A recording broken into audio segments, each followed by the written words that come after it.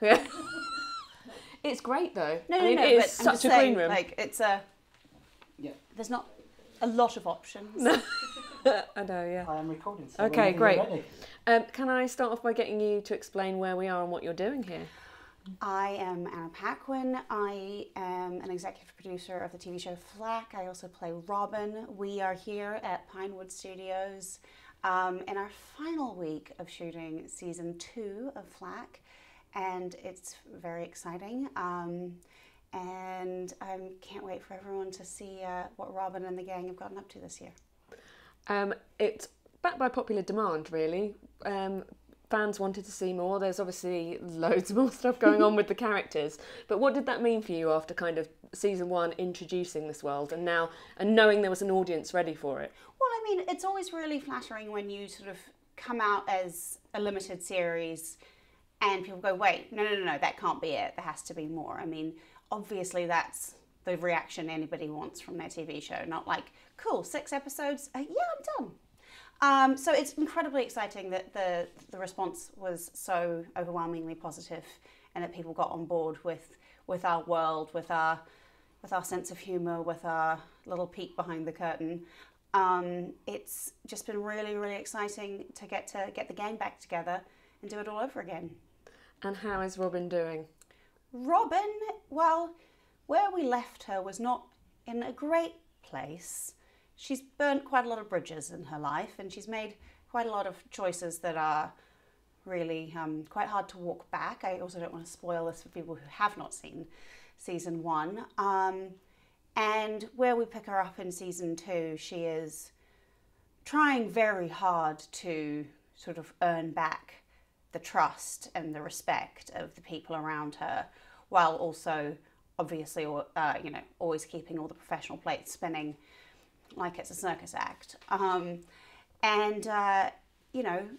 over the course of the season we sort of do start to see the cracks starting to form behind all the effort that's gone into it, and basically, learning more and more about who she is, where we come from. We have some flashbacks to, the time with her mother, who in the first episode of the first season, I don't think this is a plot spoiler at this point, we learned has killed herself. Obviously, which had a huge impact on her and Genevieve Angelson's character, Ruth, my sister. So we start to learn a little bit more of the why. Why is this person the way she is?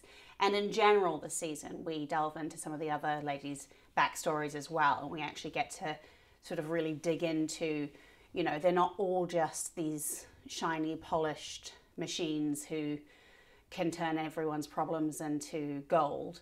They're the real people behind the story as well. It sounds great. The characters are great. Is it nice for you to work on a show that does have so many great, very different female characters in the forefront? I think it's really nice to work on a show where the characters are just really great characters that are well written and they just happen to be female. It's not like, oh, we're doing a show about women. Anyone could have these jobs, they just happen to be women. And also, we're not doing tropes and cliches.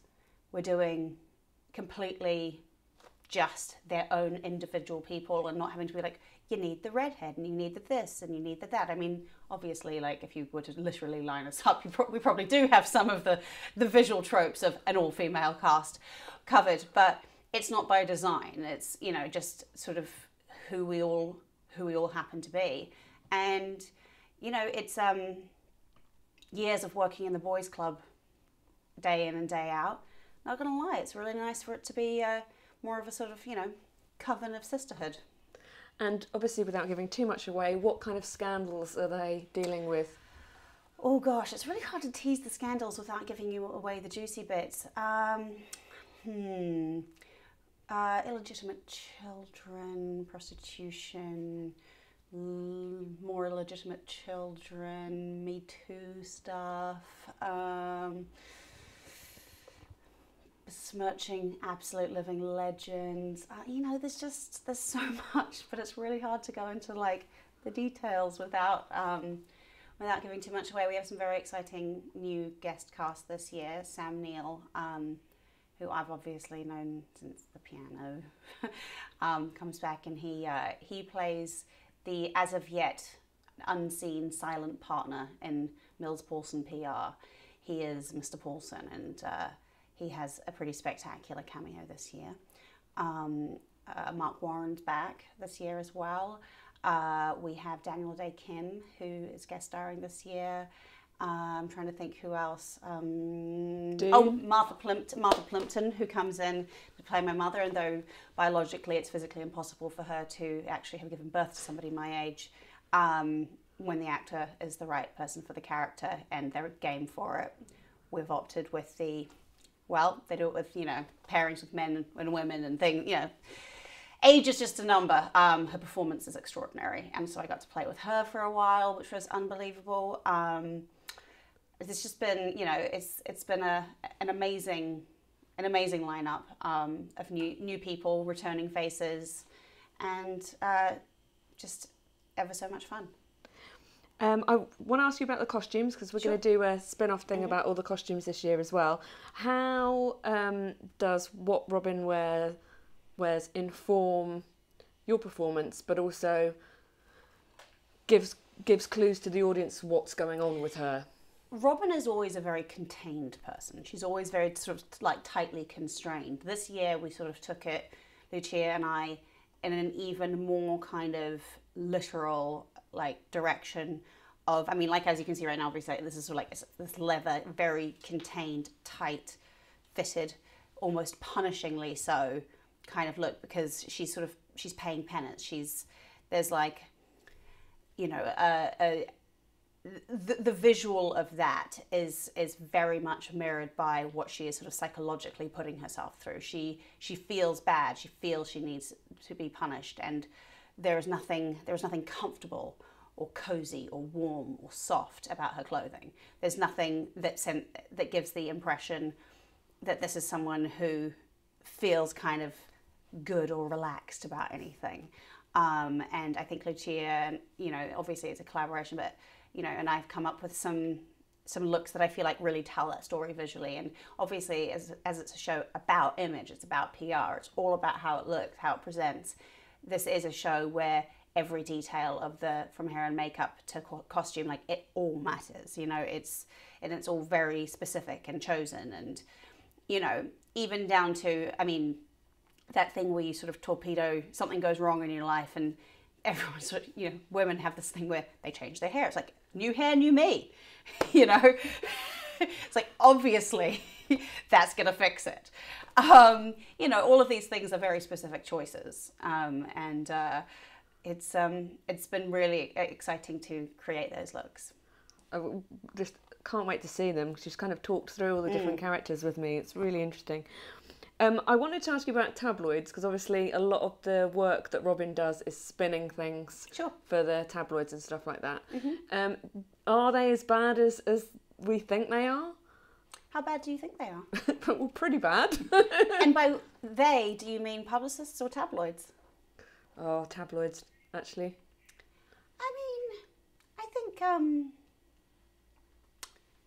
I think there are images and moments that are intrusive and inappropriate to seek out and capture in people's private lives that actually are not news,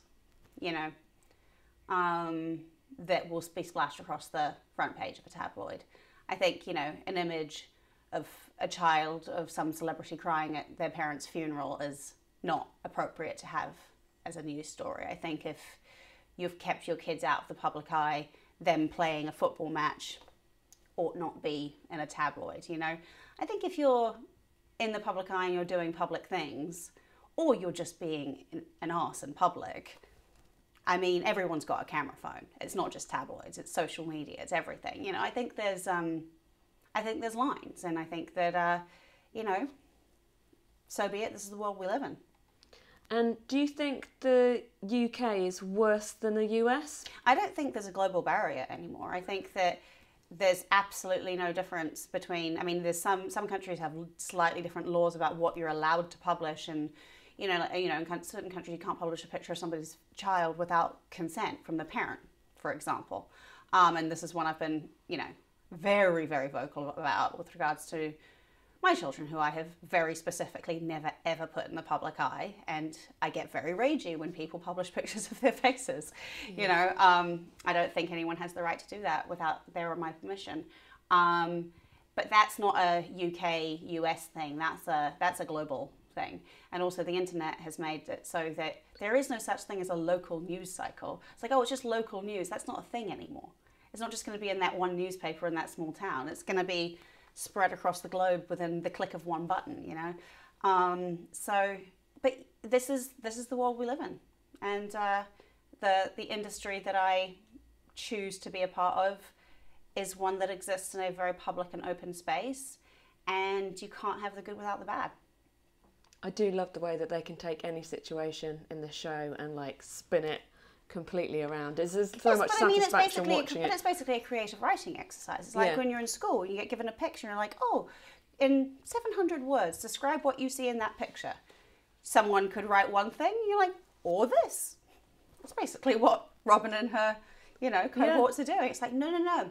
That's not what you think that's what you're seeing. The dress isn't gold, it's blue. You know what I mean? It's smoke and mirrors, but it's brilliant. I love it. Do you actually have time to watch TV? I mean, not when it airs on TV. I usually watch things like I'll download them, like when they come on Apple or something, or I'll go to Netflix or something. Not a lot of actual TV that I keep up with. I'm usually quite far behind. And when do you have time to watch?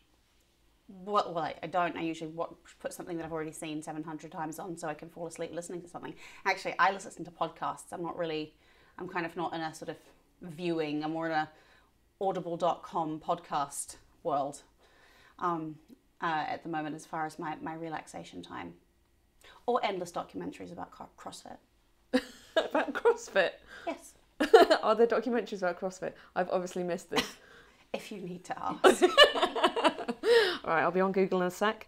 And finally, do you have any kind of favourite locations this season? Because again, without kind of giving too much away, we're here at Pinewood. They shoot so many big things here. I mean, I'm trying to think of this. So I really liked the wedding location, like in the last season. Obviously, that was great. Yeah, I mean, you also have to remember how things look on camera isn't always representative of the logistics and reality of actually shooting in places. So sometimes the things that look the most impressive are quite stressful to actually capture, just from a logistics standpoint. Or you're like, yeah, it was beautiful, except for the fact that it was raining every 15 minutes. And so, you know what I mean? Like, so it's hard when you're sort of still in the thick of it to be like, oh, that was amazing. The amnesia hasn't kicked in yet. Favourites, God. I don't know. I don't think I have a good answer for that one. I'm sorry. No, that's fine. I just because obviously we're here on location. Yeah. It's nice to have something kind of brings the subject up. But I've shot on billions of sound stages. You know what I mean? Yeah. I don't mean to sound jaded and cynical, but but I am a little jaded and cynical, which is okay. I come by it honestly. I've been working for almost 30 years. Amazing, thank you. I mean, have you been in a room like this before? Like a green room? Like billions of them, yeah. Yeah, I'm like, yeah, it looks exactly like a green room. Actually, you know, I guess the big difference in this green room is actually there's things in here that are green. They're usually not green. But, you know, it's usually just some random small room that's like some random colour. Anyway, that's completely off topic. That's fine, that's brilliant, thank you. So, yes, welcome to our actually green room. And I should probably stop talking because I'm a bit tired and I might start saying naughty things. I am recording. Can I get you to explain where you are? Yeah, so we are in a green room in a television studio, which is a real television studio, but we're using it as a television studio in our TV show. It's very meta and very strange. But one of our episodes is set behind the scenes in a television program, so we're kind of filming in this studio. And this is one of the green rooms which Caroline sets up as mission control. So yeah, there's lots of you never quite know what is real and what is a prop because you're sort of in the set, which is also in a set. It's very confusing. Hence the sign on the Coke that we can't drink. Yeah, you're not allowed to touch anything because it's a prop. It's torturing me. I know. And you must be really pleased that everybody loved season 1, that you're back and you're able to kind of expand the universe a little bit. Yeah, it's amazing. It's so nice writing a second series and kind of being able to jump in, having done all the kind of groundwork in series 1, and you know that you realise you've got so much to kind of set up and get people to know these characters, and but with series 2 you get to kind of really just dive straight in, and you can kind of explore, you know, just get under the surface with all of them, which has really been incredibly fun for me as a writer, to be able to kind of, having set these guys up and then go, okay, right, let's unpeel another layer. Sorry, that's okay. I'm hungover. No, it's great. It's great that you get to kind of, having done all that work in the first series, you can kind of set them up, and then you can, you know, take them in different directions, which are maybe slightly unexpected, and see sides of their personality which you didn't perhaps know was there before. And where does your inspiration come from, if you can ask that without getting yourself into any legal trouble? Well, I mean, you know, just every day something ridiculous is happening in the news. And now, whenever there's I think once you started working on this show, it's the same with everyone. You start to see the spin in everything. So every time something comes up on your on news on your phone, you're like, okay, yeah. So now there's so many ridiculous stories in the last year. I mean, you just have to open the BBC News page and you're like, okay, that. So weirdly, finding inspiration hasn't been too hard. And also everybody just starts sending me stories now. Whenever anyone reads like a kind of slightly bizarre news story, they just go, hey, what's happening here? Look at this. So yeah, the world is full of inspiration for a show like this. Obviously, like politically, it's been crazy. It couldn't make it up over the last year anyway. But did people start spotting either themselves or someone they knew in it? Are you fielding lots of, is this person kind of emails? You get a bit of that. And I mean, the thing is that every story has come from a specific story or a thing or an idea or a person, but then I usually take that as a starting off point and go, what within that is the story that I want to talk about, and what are the themes that I want to make that story about. So often by the time they find themselves in our characters, they've sort of taken on a life of their own. But there will definitely be a few this year that people will go, I wonder if that is this person. Amazing. And they probably will be. And what's it like having kind of Anna and Steve on board? Because obviously they've both got double roles, really. Yeah. And they're a bit of a kind of powerhouse team as well. It's been great, actually. It's been really, really good. And having Steve's great, and having him direct the last 2 episodes this season has been amazing, because Anna has a lot of big stuff to do in those last 2 episodes, and she has to kind of really go to some places. So I think it was great to have him on board. You know, they trust each other so much that I think she felt in very safe hands. Yeah, I mean, I think that could go one way or the other, like a husband and wife directing and working with each other, but they do it so brilliantly and so naturally. So yeah, it was great.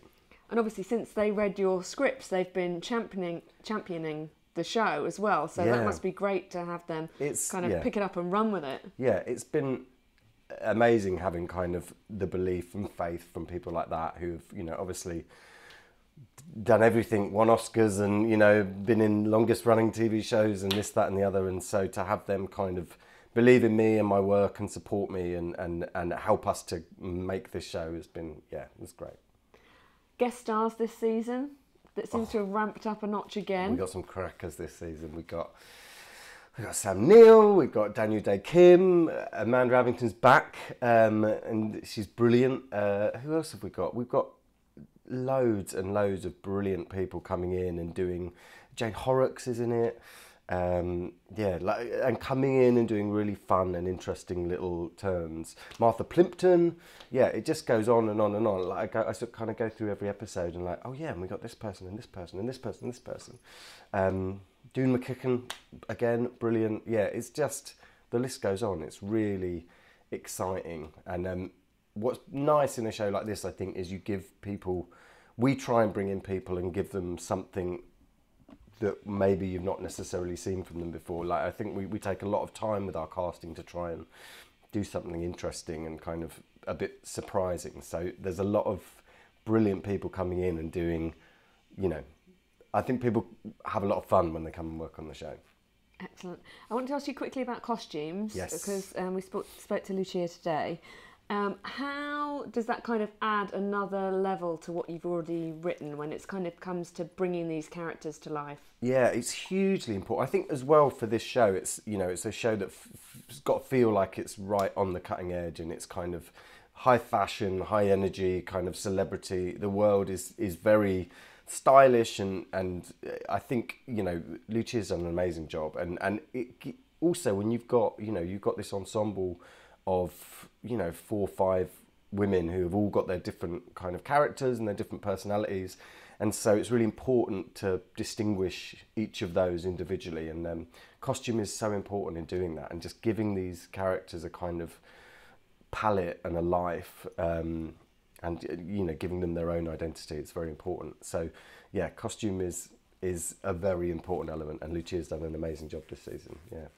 And you're actually in it this season. I am as in well. it this season. I'm having a blast. Yeah, I've been directing. I'm in it. I play a very fun character called American Mike.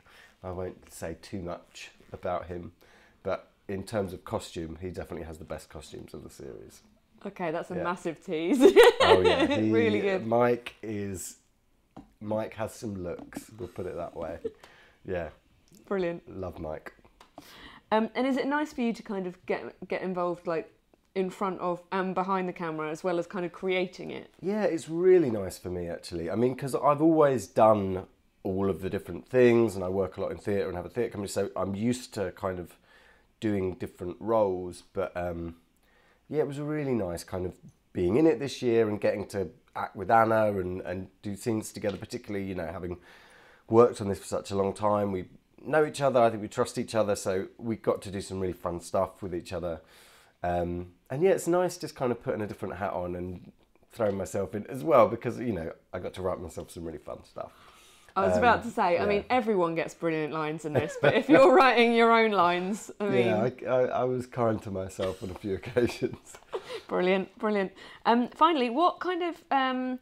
what TV stuff do you watch when you have time? Which I don't imagine you have much of. Yeah, I either watch, like, I watch the best and the worst of television. Like, I'm either watching Chernobyl or Love Island. It's sort of, I'm not interested in anything in the middle. Like, I'm either watching Great British Bake Off, or I'm watching, you know, some obscure documentary about something intellectual and interesting. I'm trying to think of what I do actually watch. Peaky Blinders I've just watched. That's coming up as a favourite with everyone at the moment. Oh, really? Everyone I'm speaking to, yeah. They're all on board. I'm trying to think what, I don't even know. Let's be honest, it's mainly Love Island and Bake Off. You're not putting Bake Off in a bad category No, there, are you? well, no. I mean, I love Bake Off. I love Bake Off. Love it. Maybe we'll do a Bake Off story next year. You definitely should. You should definitely do a Bake Off story. Yeah. One of the judges on the American baking show, which is the American version of it, got kicked off for being sexually inappropriate. With a contestant? I don't think so, no, but that would be brilliant, wouldn't it? Producer credit, thanks. Yep, okay, right, tick. Thank you very much, that's great. Yeah. I'm recording. Nice and quick. Can I get you to explain what you're doing here today? Today we're shooting episode 4 of season 2 of Flack, and I'm playing Danny Davis, a TV presenter who's part of a double act, who's actually having a bit of a rough time. And do you know anyone that it could be connected to in real life? Well, I suppose historically there's lots of people, isn't there, that it could be sort of similar situation. But I don't know anybody personally who's gone through. I don't know anybody who's gone quite through what Danny goes through. But it happens. I love the way that it's like inspired by life, but then kind of goes so far beyond that with the kind of spin and stuff. Or maybe things are that bad and I don't really know about it. But well, it's just a good example of how the wheels can fall off and how the wheels fall off for everybody in everyone's life. You know, people that aren't in the public eye and in the public eye. And it just so happens under that magnifying glass of the public eye, the pressures, the stakes are much higher. do you worry about feedback from people who might feel connected to the story? Not really. I mean, I would like to think that somebody who had had a similar experience or was having a similar experience would see this and sort of reach out for help, really. Because, you know, the thing with Danny is that he's not well. You know, he's sick. And this is a very dark show, but it's also very funny. So are there jokes in there as well? Obviously, It sounds a bit heartbreaking at the moment. Well, I mean, there's humour in everything, isn't there? Whatever it is, there can always be humour drawn from something. That's my personal experience. But there's it is quite a dark show, but I think the humour's pretty sort of on the level. Actually, I think it's really well written and quite tasteful. What's your opinion of the tabloids anyway, like in general? Because obviously this show deals with spinning a story until it's unrecognisable, basically. Well, I don't think I've read a tabloid newspaper for about 7-8 years. So I don't really know, really. I mean, I know that the tabloids do hound celebrities, and I know that they've been the bane of quite a few celebrities' lives. You know, there's some. I saw something quite cruel the other day about an actress who was working in a shop, and she used to be in EastEnders, and they were hunting her down and sort of saying how, like in some way, it was embarrassing that she had this normal job. Things like that, I think, are quite cruel. But in general, I just don't really know what the tabloids say from day to day because I just don't read them. I don't really know anyone who does read them. I don't, and yet they seem to sell. Anyway. Well, someone's reading them. They're not reading Shakespeare, that's for sure. What's it been like working with Anna? Because obviously she's championed this show and she's the lead character and heavily involved behind the scenes as well. It's lovely working with Anna. She's great fun on set. She's lovely to be around, and she's got a lot of energy, and she's just very good. And you know, you feel all the time that there's someone really good on set. So that's nice, and it's also wonderful working with Stephen Moyer, who's a brilliant director. Yeah, it's just a lovely atmosphere and lovely energy. It's like the perfect energy tonally for what we're doing. You know, it's comedy drama, dark comedy drama, and it feels like a nice atmosphere for that on set all time. Perfect environment. Have you had much dealings with publicists yourself? Yes, I have. Yeah, I've used one publicist my entire life, and she is a very close friend and a brilliant publicist. She hasn't had to do any of the stuff that Danny Davis's publicist does for him, thankfully. But you do get to spend a lot of time with publicists. I mean, I've become very close to my publicist because we're always, every interview she's there, and when you have the press junkets for you, when you promote a new show or a new vehicle or something, there's this huge amount of press that we have to do around product, and she's there with me all the time. And a very good publicist can do a lot of things for an actor that maybe your management and your agents can't. They can put a certain spin on your career and make it go one way or another. And so I've got a great publicist, and she's done wonders for me. And when it comes to watching TV yourself, what do you like to watch? Oh goodness, now you got me. Do you have time? I don't have masses of time for TV. I mean, I watch a lot of Netflix. I watch a lot of documentaries, if I'm honest. Yeah. Interesting. What stuff? Well, mostly stuff I love Louis Theroux. And I watch I watch quite a lot of old documentaries that, you know, people haven't seen for a while. A lot of sort of classic ones. I like the rougher